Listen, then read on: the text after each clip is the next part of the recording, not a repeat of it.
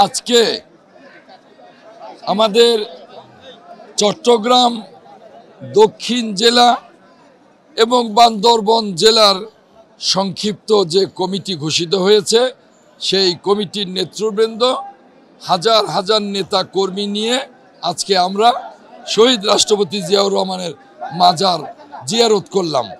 আগামী এক সপ্তাহের মধ্যে এই চিটাগং দক্ষিণ জেলা এবং বান্দরবান জেলার পূর্ণাঙ্গ আহ্বায়ক কমিটি গঠিত হবে এবং আমরা এই কমিটির নেতৃত্বে চিটাগং দক্ষিণ এবং বান্দরবান তৃণমূল থেকে পুনর্গঠন করে আমরা জেলার কাউন্সিল সমাপ্ত করব এবং এর মধ্য দিয়ে আমরা দলকে শক্তিশালী করব এবং আগামী নির্বাচনের জন্য দলকে প্রস্তুত করব।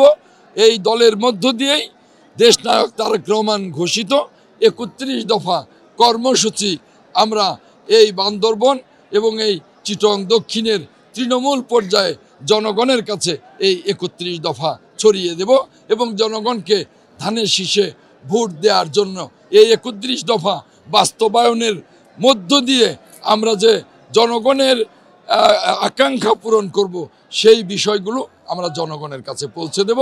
এই কমিটি সাফল্যের সাথে সেই কাজটি করবে ইনশাল্লাহ। দেখুন, কমিটি পুনর্গঠন একটি চলমান প্রক্রিয়া।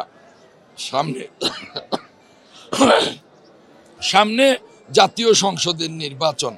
আমরা চাই অগাস্টের ভেতরে, সরকার বলছেন ডিসেম্বরের মধ্যে, অগাস্ট বা ডিসেম্বরের মধ্যে নির্বাচন হবে, কিন্তু নির্বাচনকে কেন্দ্র করে কোনো দলের পুনর্গঠন নয়, এটা একটা চলমান প্রক্রিয়া, এটা চলমান থাকবেই। একটা কমিটির মেয়াদ শেষ হবে, আবার সেই কমিটি নতুন করে হবে এবং পুনর্গঠন হবে, এটাই নিয়ম। আমরা সুস্পষ্টভাবে বলতে চাই, ভারত, আমেরিকা, চায়না, রাশিয়া সকল বৃহৎ রাষ্ট্রগুলোকেই আমরা আমাদের উন্নয়ন অংশীদার মনে করি।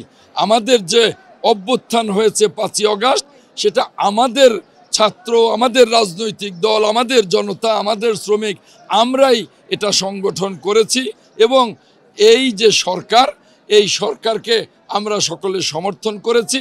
সরকার প্রতিশ্রুতিবদ্ধ যে জনগণের আকাঙ্ক্ষা একটি অবাধ এবং নিরপেক্ষ নির্বাচন দেবে এবং আমরা প্রত্যাশা করি যে এই বছরের শেষের দিকেই সেই নির্বাচন অনুষ্ঠিত হবে।